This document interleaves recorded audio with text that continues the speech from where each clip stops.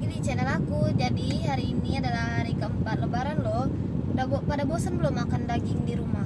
Kalau aku sih udah bosen. Nah jadi hari ini aku mau ke pasar nemenin mama aku beli sayur-sayuran untuk masak. Dan sekalian aku mau liatin keadaan pasar di Palembang hari ini ya guys. Ikutin.